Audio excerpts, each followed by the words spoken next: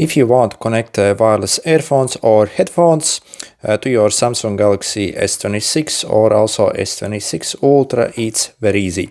So first, on your earphones, figure out how to place them in a pairing mode. On most of them, you simply either open up the case of them, or if that doesn't work, you also simply take them outside of the case and leave them like that. Also, on some of them you have some kind of reset button as well that you can press and hold to enter pairing mode. So try any of these three ways. Then, yeah, once they are in the pairing mode, you simply swipe down from this corner here and make sure you have your Bluetooth enabled, and also click and hold on the Bluetooth icon here. So you see, and it will automatically scan for all the available devices. So you see, these are in pairing mode. If it doesn't find here, click details. So this is a good example. Sometimes see, it actually takes quite a while to find it. So if that's the case, so this is actually excellent example. So you can click scan here again or stop and scan again. So you see, they actually appeared once you basically stop the scanning and started scanning again.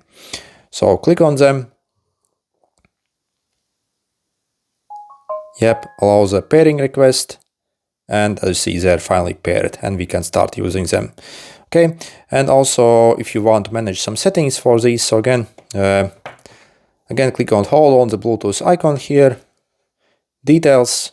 Again, click this wrench here, and you see you can manage if you want to use them for both calls and audio. For example, if you do not want to use them for calls, only for audio, you make sure to select that. Also, see you can change the type of them as well.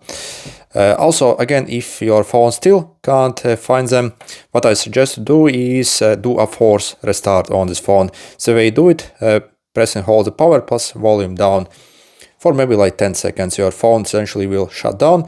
And also during this process, also it will reset all the network adapters and all the cache and everything basically. So you see it will boot up. So wait till it boots up and simply try again. So it's also doing a basic housekeeping of the phone, also checking if everything is okay, resetting all the network adapters, Bluetooth adapters, and again, this most likely also will fix the issue. Okay, good luck.